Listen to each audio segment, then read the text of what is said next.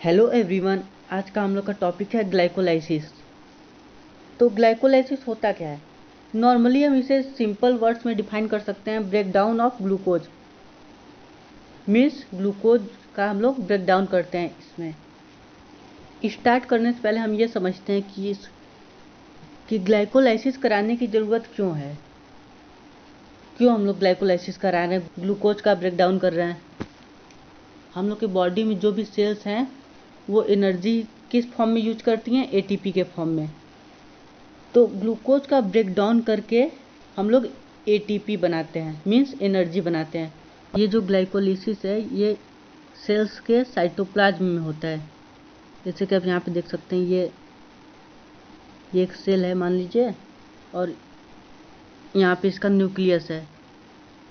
तो सेल के बाहर यहाँ पे साइटोप्लाज्म जो प्रेजेंट होता है ये इस पूरे स्पेस में, तो उस साइटोप्लाज्म में ये ग्लाइकोलिसिस होता है, मतलब ग्लूकोज का ब्रेकडाउन होता है। इस ग्लाइकोलाइसिस में पूरे 10 स्टेप होते हैं। स्टार्टिंग होता है ग्लूकोज से। ग्लूकोज मॉलिक्यूल होता है, वो 10 स्टेप होते हैं। 10 स्टेप्स कंप्लीट करने के बाद ये ग्लूकोज 2 पाइरूवेट में टूट जाता है। ये जो 6 कार्बन का ग्लूकोज है ये 3 कार्बन के 2 पाइरूवेट मॉलिक्यूल्स में ब्रेकडाउन हो जाता है। इसी प्रोसेस को हम लोग बोलते हैं ग्लाइकोलाइसिस। जब ये पाइरूवेट बन जाता है तो ये पाइरूवेट फिर यहाँ से इसे इरेज कर देते हैं। पहले ये सेल है और यहाँ पे सेल का माइटोकॉन्ड्रिया है।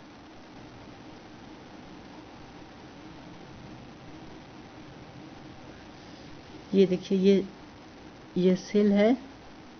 ये सेल के अंदर देखिए जो साइटोप्लाज्म यहाँ पे प्रेजेंट था, यहाँ पे पूरा साइटोप्लाज्म, उसमें आपके ग्लूकोज का ग्लाइकोलिसिस हो चुका है। उसके बाद 2 मॉलिक्यूल मिले हैं पाइरूवेट के।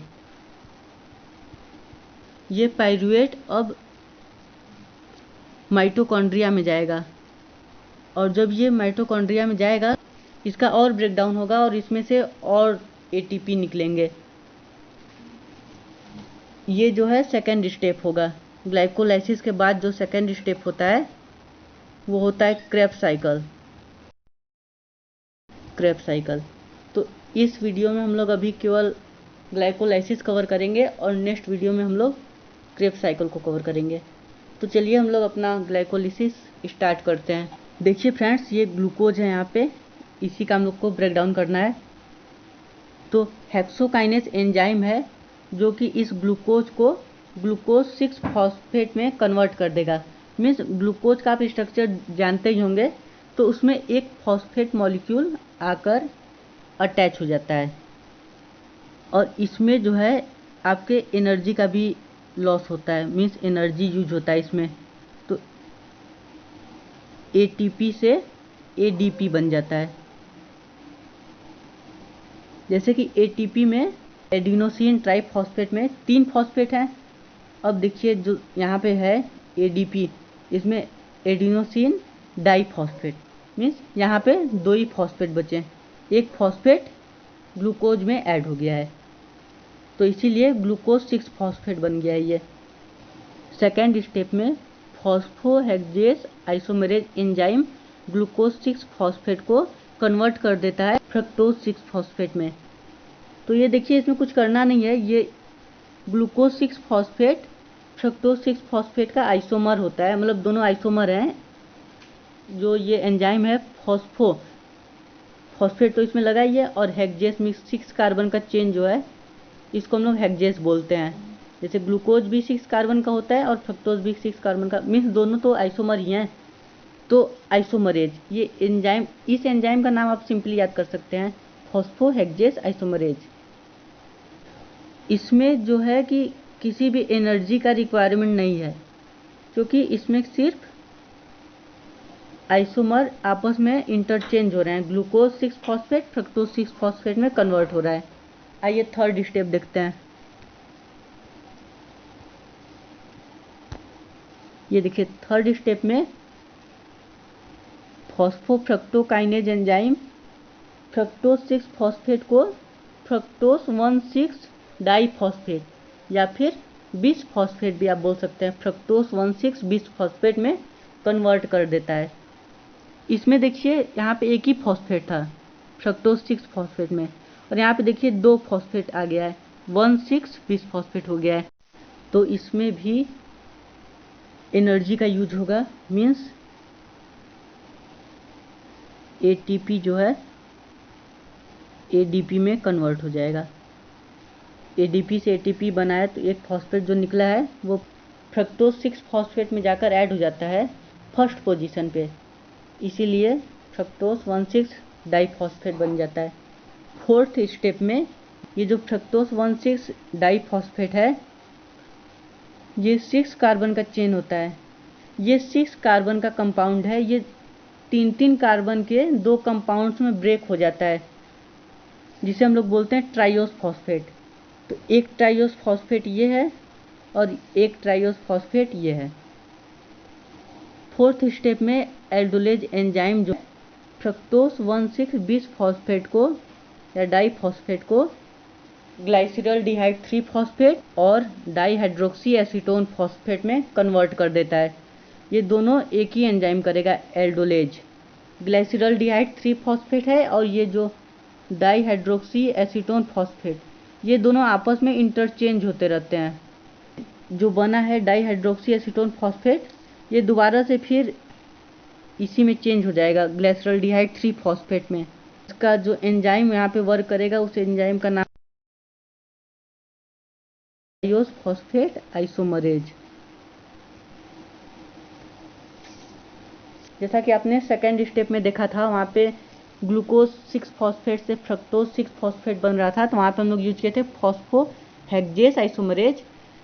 यहाँ पे देखिए, यहाँ पे 3 ही कार्बन का इसलिए ट्राइओस फॉस्फेट है, यहाँ पे ग्रुप लगा हुआ है इसलिए फॉस्फेट आइसोमरेज। ये दोनों आपस में आइसोमर हैं। ये एसीटोन है, मीन्स कीटोन ग्रुप इसमें अटैच है, इसमें एल्डिहाइड ग्रुप अटैच है। सो आई होप कि आप इसे समझ गए होंगे। अब ये जो डाइहाइड्रोक्सी एसीटोन फॉस्फेट है ये ग्लिसरल्डिहाइड 3 फॉस्फेट में ही कन्वर्ट हो जाएगा और फिर ये ग्लिसरल्डिहाइड 3 फॉस्फेट चेन को आगे बढ़ाएगा। नेक्स्ट स्टेप में चलते हैं। फिफ्थ स्टेप में ग्लाइसिरल्डिहाइड 3 फॉस्फेट डिहाइड्रोजिनेस एंजाइम ग्लाइसिरल्डिहाइड 3 फॉस्फेट को 1,3 डाइफॉस्फोग्लिसरिक एसिड में कन्वर्ट कर देता है। आप सोच रहे होंगे कि यहाँ पे 3 फॉस्फेट मतलब एक फॉस्फेट है और यहाँ पे 1,3 डाइफॉस्फेट हो गया है, तो आप सोच रहे होंगे कि यहाँ पे भी एक एटीपी का यूज होगा और एडीपी बनेगा, तो ऐसा नहीं है। मीन्स फिफ्थ स्टेप के पहले हम उसे एनर्जी देंगे, मीन्स एटीपी देंगे, लेकिन फिफ्थ स्टेप से हम इससे अब एनर्जी लेंगे, मीन्स एटीपी लेंगे। तो एक भी एटीपी अब हम लोग को इसे देना नहीं है। तो देखिए, ये ग्लिसरल्डिहाइड जो है ये एल्डिहाइड है। एल्डिहाइड का जब आप ऑक्सीडेशन करवाते हैं तो वो एसिड बन जाता है, तो इसकी वजह से डाइफॉस्फोग्लिसरिक एसिड बन गया, मीन्स इसका ऑक्सीडेशन हुआ है। और इसका ऑक्सीडेशन हुआ है तो किसी चीज़ का रिडक्शन भी हुआ होगा। तो यहाँ पे देखिए NAD होता है, NAD कन्वर्ट होता है NADH में, NADH प्लस H प्लस। ये जो NADH यहाँ पे बना हुआ है ये इसके बाद फिर इलेक्ट्रॉन ट्रांसफर चेन में जाता है और वहाँ से हम लोग को 3 ATP मिलता है इस NADH से। अब चलते हैं हम लोग सिक्स्थ स्टेप में। सिक्स्थ स्टेप में जो है phosphoglycerate kinase enzyme 1,3 diphosphoglyceric acid को 3 फॉस्फोग्लिसरिक एसिड में कन्वर्ट कर देता है। तो इसमें क्या है कि जो फॉस्फेट था, यहाँ पे 2 फॉस्फेट था, 1,3 डाइफॉस्फेट, तो हम लोग को अच्छा नहीं लग रहा था, तो इसलिए उसको सोच रहे हैं कि एक हटा ही दिया जाए। ये कोई लॉजिक नहीं है, बस ये समझने के लिए है, तो आप समझ सकते हैं ऐसे। तो एक फॉस्फेट को हम लोग यहाँ से हटा देते हैं और यहाँ पे 3 फॉस्फोग्लिसरिक एसिड बना लेते हैं। जो फॉस्फेट यहाँ से हटेगा तो वो फॉस्फेट फिर जाकर ADP में अटैच हो जाएगा। तो यहाँ पे ADP से ATP बन जाएगा। तो यहाँ पे एडिनोसिन डाइफॉस्फेट से एडिनोसिन ट्राइफॉस्फेट बन जाता है, एक फॉस्फेट यहाँ पे अटैच हो जाता है। सो आई होप कि आप यहाँ तक समझ गए होंगे। अब आगे चलते हैं हम लोग 7th स्टेप में, फॉस्फोग्लिसरेट म्यूटेज। तो ये म्यूटेज क्या करेगा, 3 फॉस्फोग्लिसरिक एसिड को 2 फॉस्फोग्लिसरिक एसिड में कन्वर्ट कर देगा। जो फॉस्फेट 3rd पोजीशन पे लगा हुआ था उसे 2nd पोजीशन पे ला देता है। जो 3rd नंबर पे फॉस्फेट लगा था वो 2nd नंबर पे लग जा रहा है, और इसमें कोई एनर्जी लेने या देने वाली कोई बात नहीं है। 8th स्टेप में इनोलेज एंजाइम 2 फॉस्फोग्लिसरिक एसिड को फॉस्फोइनॉल प्यूरुइक एसिड में कन्वर्ट कर देता है। ये फॉस्फोइनॉल प्यूरुइक एसिड जो है, इसमें इतना पावर होता है कि ये हम लोग को ATP दे सके। 2 फॉस्फोग्लिसरिक एसिड से जब हम H2O निकाल देते हैं वाटर मॉलिक्यूल, तो फॉस्फोइनॉल प्यूरोइक एसिड बन जाता है। 9th स्टेप देखते हैं अब हम लोग। तो 9th स्टेप में पायरुवेट काइनेज जो है एंजाइम है, ये फॉस्फोइनॉल प्यूरोइक एसिड को प्यूरोइक एसिड में कन्वर्ट कर देता है। तो ये जो कन्वर्ट होता है ये इनॉल ग्रुप होता है, और यहाँ पे ADP ATP में कन्वर्ट होता है। 10th एंड लास्ट स्टेप है। इस स्टेप में same enzyme pyruvate kinase pyruvic acid enol को प्यूरोइक एसिड कीटो में कन्वर्ट कर देता है। अगर आप चाहें तो इस स्टेप को स्किप भी कर सकते हैं। 8th स्टेप के बाद आप डायरेक्ट 10th स्टेप भी लिख सकते हैं, मीन्स फॉस्फोइनॉल प्यूरोइक एसिड से डायरेक्ट प्यूरोइक एसिड, या फिर इसे ही हम लोग पायरुवेट बोलते हैं, पायरुवेट। और यहाँ पे लिख देंगे आप इस एंजाइम का नाम पायरुवेट काइनेज। यहाँ पे जो ग्लाइकोलिसिस है यहाँ पे ख़त्म होता है। इस पायरुवेट का अब आगे क्या होगा ये हम आपको नेक्स्ट वीडियो में बताएंगे। कुछ बातें आपको क्लियर कर देते हैं हम पहले। ये 1st स्टेप है, ये 2nd स्टेप है, ये 3rd स्टेप है, और ये 4th स्टेप है। तो 1st से 4th तक तो नॉर्मल चलेगा ये चेन, और 4th के बाद जब 5th स्टेप में आएंगे, यहाँ पे 5th स्टेप में,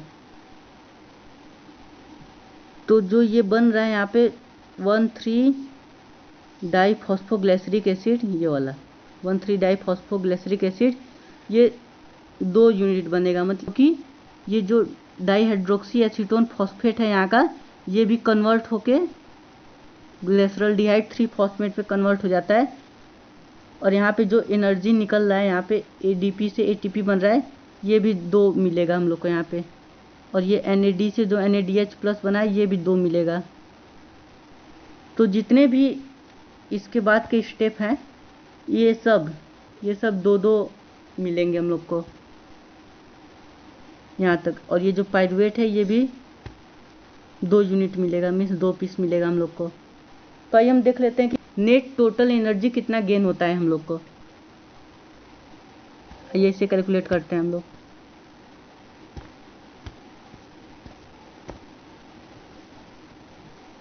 फर्स्ट स्टेप में हम लोग का ATP ADP में कन्वर्ट हुआ था, और वहाँ पे हम लोग का 1 ATP लॉस हुआ था, माइनस लॉस हुआ था।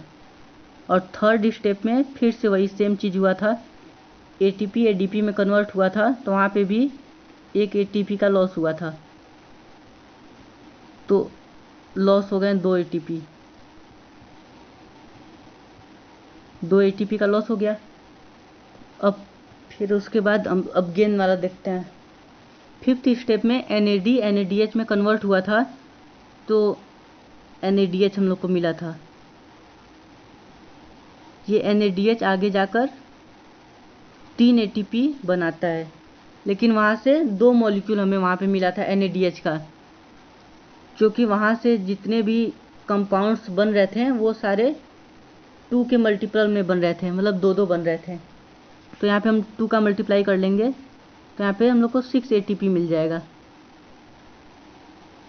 उसके बाद फिर 6th स्टेप में एक एटीपी हम लोग को मिला था,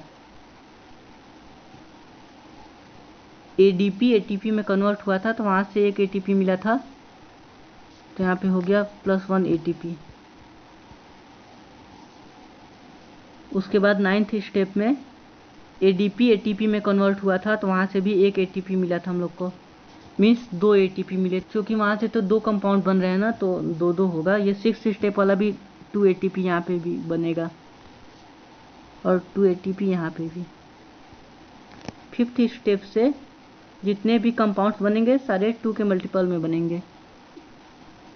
तो आइए हम इसे कैलकुलेट कर लेते हैं, नेट टोटल कितना आता है। यहाँ पे 2 एटीपी का हम लोग को लॉस हुआ था ग्लाइकोलिसिस में, और गेन हुआ है 6, 2, 8, 2, 10 एटीपी का गेन हुआ है यहाँ पे। और अगर हम नेट निकालें, नेट टोटल कितना एटीपी का हम लोग को गेन हुआ है, तो 10 एटीपी माइनस 2 एटीपी, 8 एटीपी का हमें गेन होता है ग्लाइकोलिसिस में।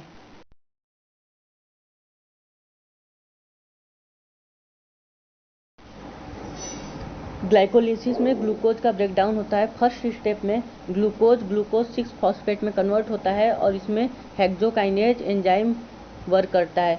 यहाँ पे 1 एटीपी का लॉस होता है, मीन्स 1 एटीपी यहाँ पे यूज होता है। सेकेंड स्टेप में ग्लूकोज 6 फॉस्फेट फ्रक्टोज 6 फॉस्फेट में कन्वर्ट होता है और यहाँ पे एंजाइम यूज होता है फॉस्फोहेक्सेज आइसोमेरेज।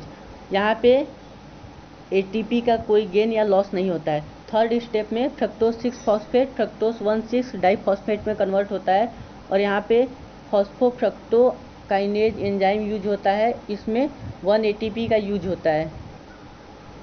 फोर्थ स्टेप में फ्रक्टोज 1,6 डाइफॉस्फेट 2 ट्राइओस फॉस्फेट मॉलिक्यूल्स में ब्रेकडाउन होता है एल्डोलेस एंजाइम की हेल्प से। एक होता है ग्लाइसरॉल्डिहाइड 3 फॉस्फेट और सेकेंड होता है डिहाइड्रोक्सी एसीटोन फॉस्फेट।